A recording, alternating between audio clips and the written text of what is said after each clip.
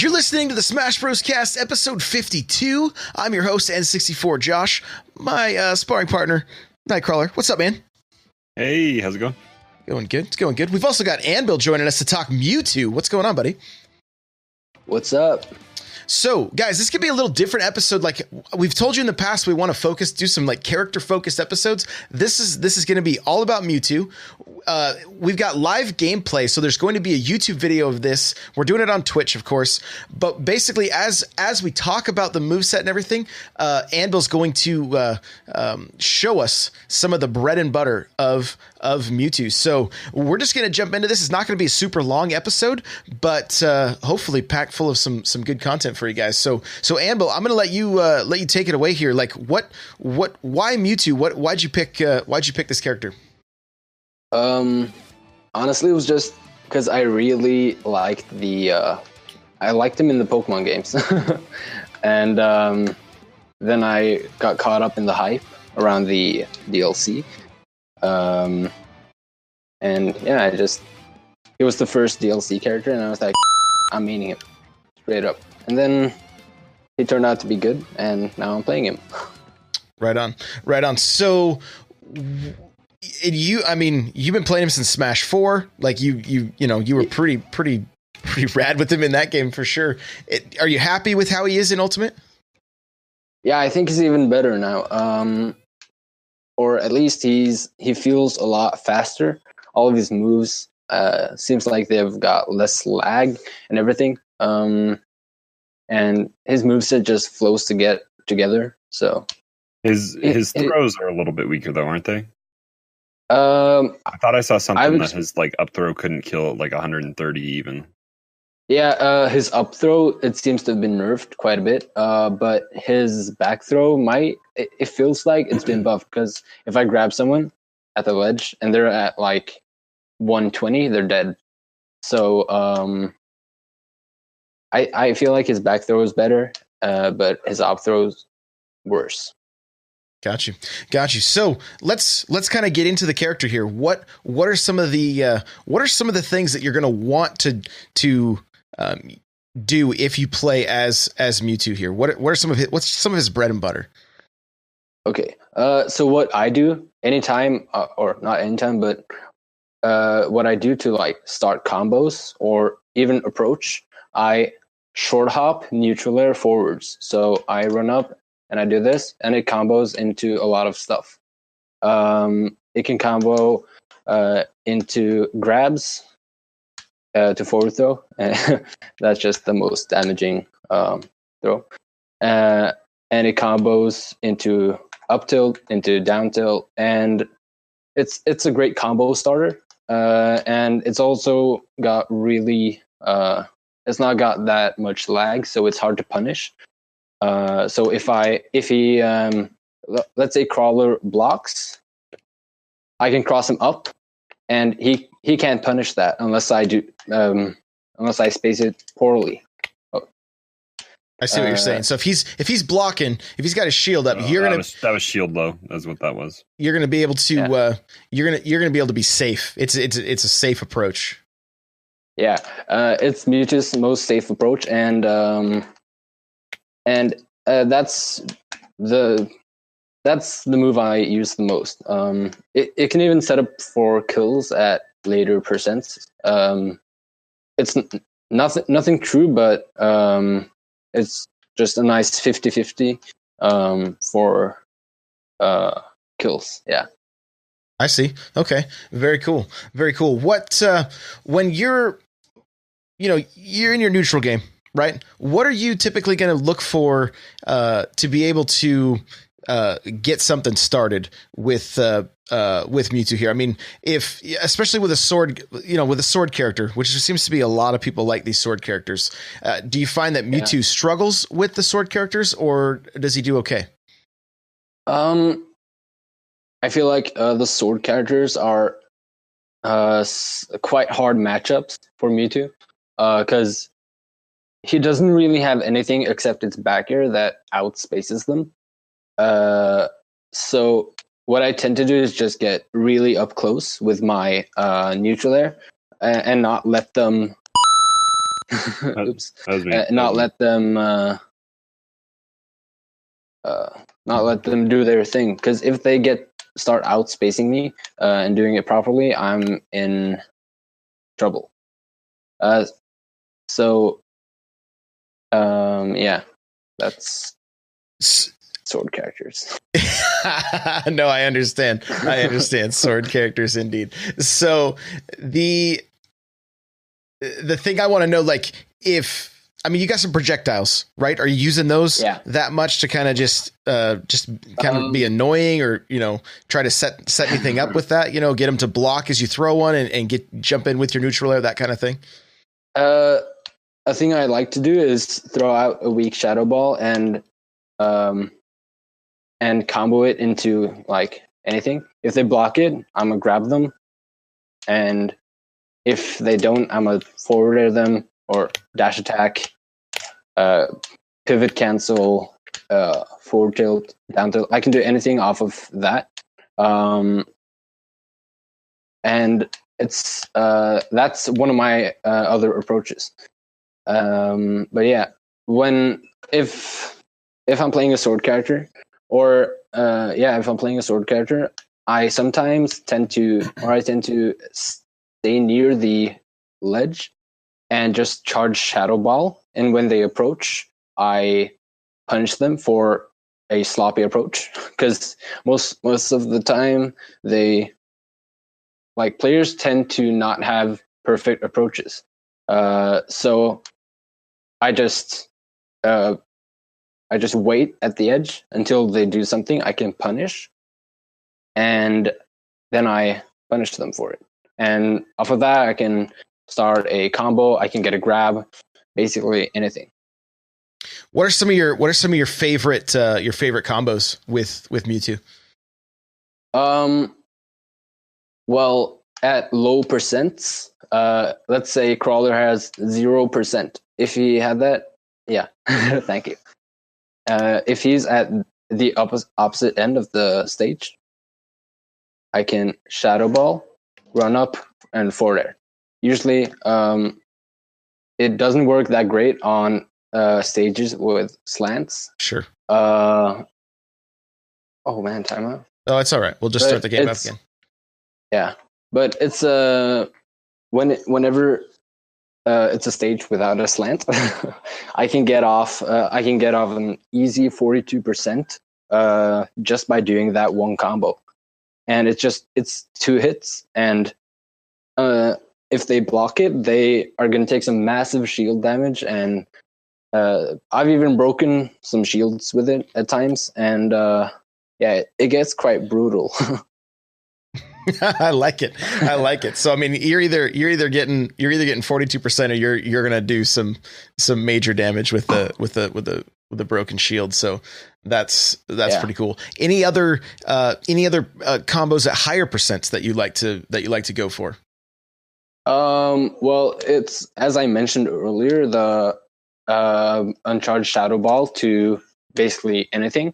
That's really effective. But Mewtwo doesn't have, or at higher percents, are we talking like 150, or are we at 70? Yeah, let's talk like 70, 70, 80s, that kind of stuff. Yeah, in that case, he has down throw to up air.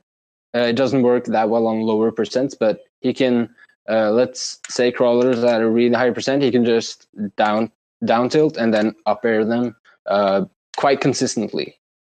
And if they get too high, it's not a problem, because Mewtwo has the vertical range to cover that. So yeah, he does. That's crazy how high he goes, for sure.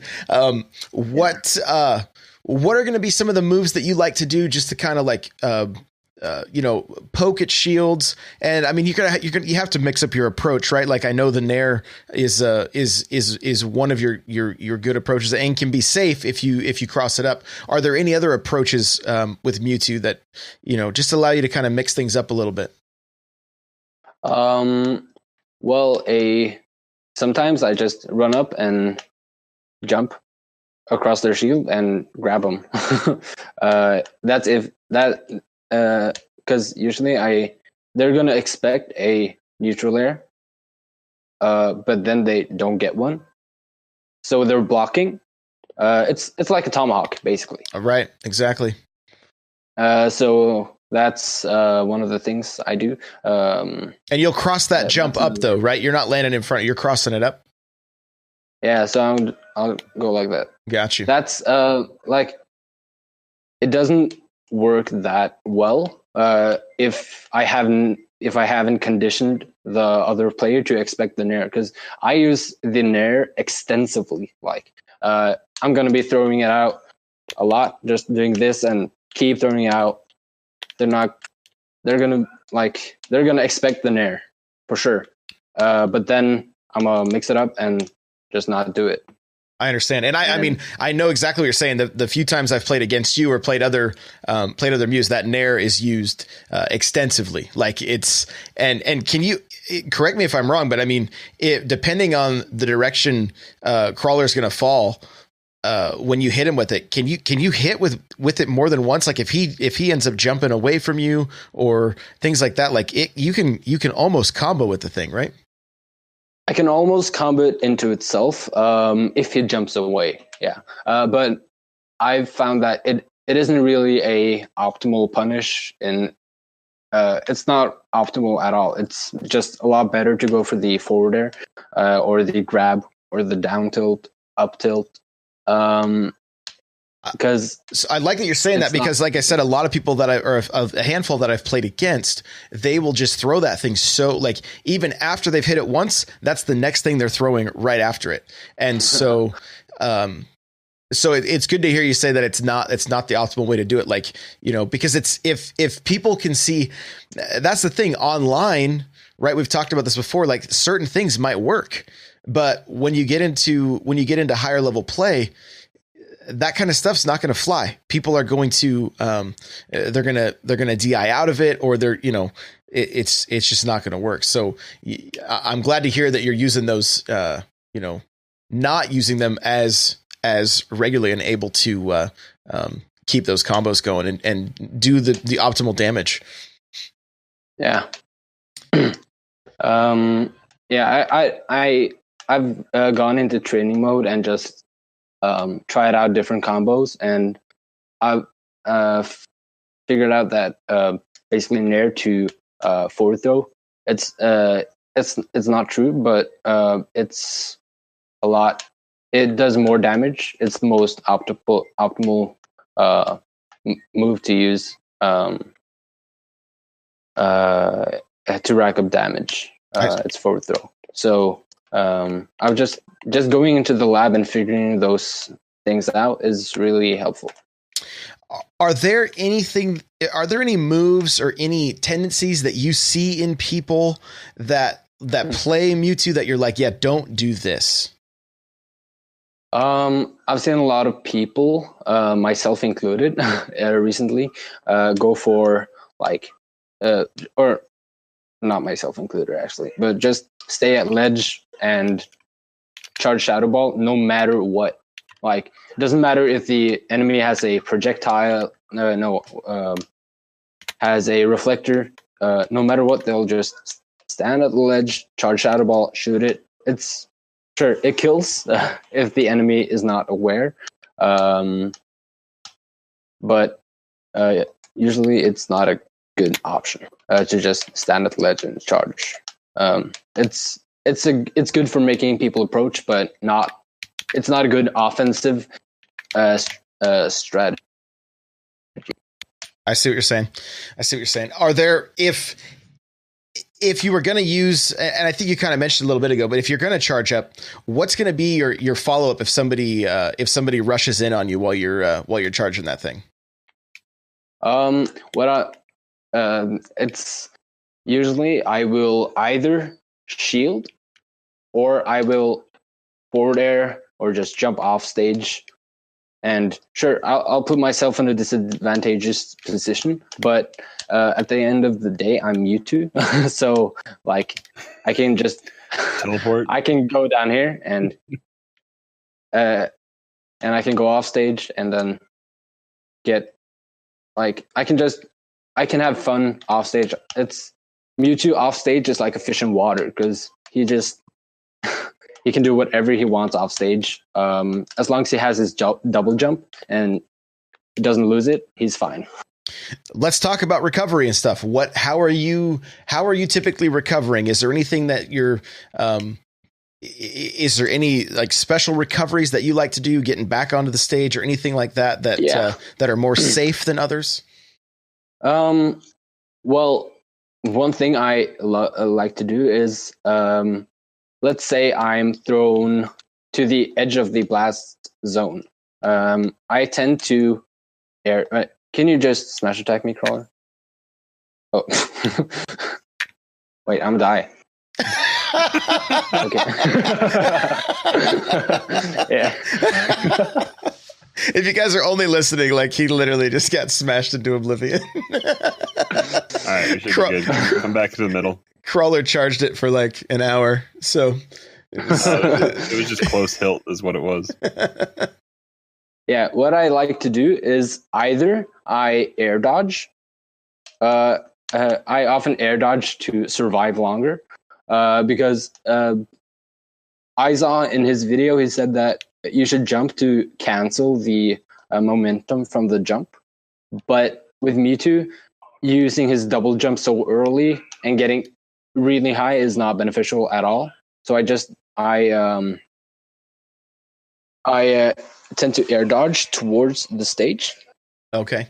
And then I use my side B. It's called Confusion. And that will allow me to sort of do a tiny little jump in the air. And now I've used my Confusion, so I can't stall in the air for much longer.